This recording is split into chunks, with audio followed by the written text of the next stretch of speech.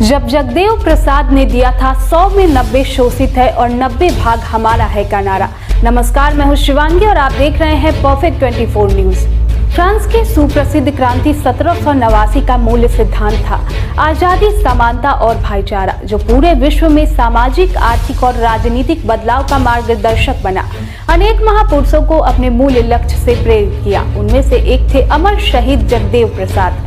आपको बता दें कि जगदेव बाबू का जन्म 2 फरवरी 1922 को जहानाबाद में हुआ था और उनकी हत्या 5 सितंबर 1974 को कर दी गई थी।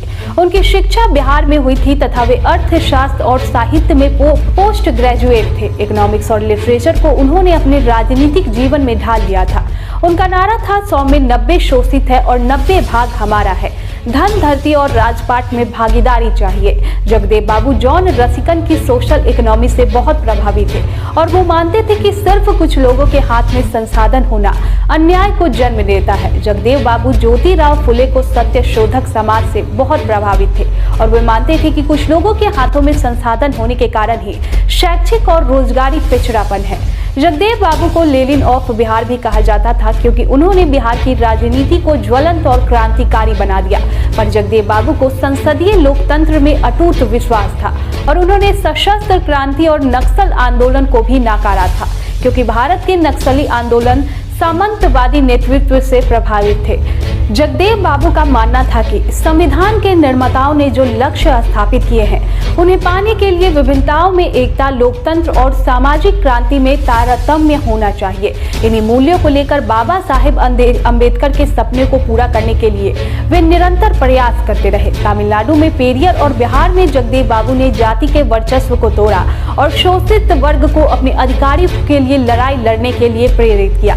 इस लड़ाई में उन्हें अपने समकालीन मार्टिन लूथर किंग के सिविल राइट मूवमेंट से प्रेरणा मिली। मार्टिन लूथर किंग की हत्या पुअर पीपल्स कैंपेन के दौरान कर दी गई थी। ये भी एक संयोग ही था कि ठीक उसी प्रकार शोषित वर्गों के अधिकार के आंदोलन के दौरान जगदेव बाबू की भी हत्या कर दी गई थी। जगदेव बाबू अपने समकालीन राजनेताओं में स्वयं को सबसे निकट राम मनोहर लोहिया को पाते थे। उनके विचारों से वे बहुत प्रभावित थे। जगदेव बाबू सोशलिस्ट पार्टी के बिहार प्रांत के सचिव थे। पहली गैर कांग्रेसी सरकार बनाने में उनका बड़ा योगदान था।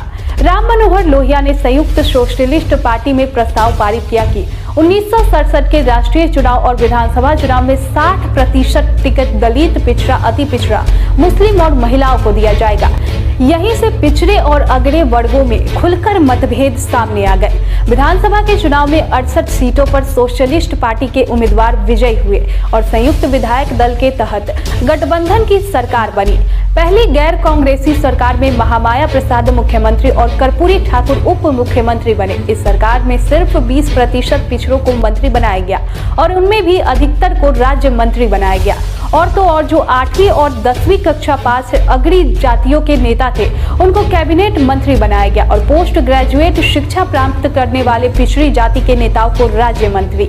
ये समीकरण सोशलिस्ट पार्टी के मूल लक्ष्य के विपरीत था। अतः जगदेव बाबू से इसका विरोध मुख्यमंत्री से किया और बाद में राम मनोहर लोहिया से। लोहिया जी की बातों से जगदेव बाबू सहमत नहीं थे और उन्होंने प्रण किया कि संयुक्त विधायक दल की सरकार को रहने का कोई अधिकार नहीं है। उन्होंने पार्टी का विभाजन कर एक नई पार्टी का निर्माण किया जिसका नाम था शोषित दल था।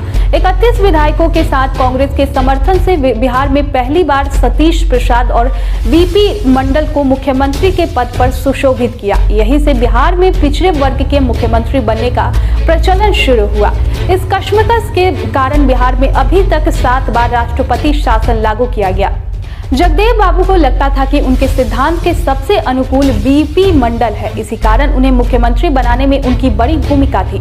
जब मंडल मुख्यमंत्री बने तब वे मधेपुरा से सांसद थे और बाद में द्वितीय पिछड़ा आयोग उनके नेतृत्व में बना। जब हम मंडल कमीशन की रिपोर्ट की समीक्षा करते हैं तो पाते हैं कि जो मापदंड वीपी मंडल ने आरक्षण की नीति के लिए बनाए थे वे सभी जगदेव बाबू ने राजनीतिक आंदोलन के दौरान उठाए थे। सही मायने में देखा जाए तो ये कहना गलत नहीं होगा कि बीपी मंडल ने जगदेव बाबू के सिद्धांतों को आगे बढ़ाया, जिसके परिणाम स्वरूप हम आज के भारत में विकास में पिछड़ों के बढ़ते योगदान को स्पष्ट देख सकते हैं। जगदेव बाबू की एक विश्व दृष्टि भी थी, जो शोषण और उत्थान की वे बातें बिहार में रहे थे, उन्हें वे दुनिया में पहुंचाना और लागू करवाना चाहते थे। वे अर्थशास्त्र और विद्यार्थी थे, जिसका स्पष्ट मानना था कि दुनिया के विकासशील देशों को अपनी आवाज शोषण के विरुद्ध उठानी चाहिए। उनका मानना था कि खनिज पदार्थों का दोहन विकसित राष्ट्र कर रहे हैं, इसीलिए उन्हें विरुद्ध समस्त विकासशील राष्ट्रों को मोर्चा बनाना चाहिए। इससे तर्ज पर न्यू इंटरनेशनल इकोनॉमिक ऑर्डर को वह बहुत सटीक कदम मानते थे। उनका सपना था कि बिहार में सामाजिक और आर्थिक लोकतंत्र आए, जिससे समाज का समावेशी विकास हो। आज वे समकालीन बिहार को देखें तो पाते हैं कि जो सामाजिक और राजनीतिक निवेश किया था, वो अब तक एक विशाल वृक्ष का रूप ले चुका है और उनके दिखाए हुए मूल्यों का अनुसरण बिहार के सभी राजनेता कर रहे हैं। इसी निवेश के कारण बिहार में किसी एक जाति या वर्ग का वर्चस्व संभव नहीं है। यह बिहार में आज तक की सबसे सफल राजनीतिक और सामाजिक निवेश माना जाना चाहिए।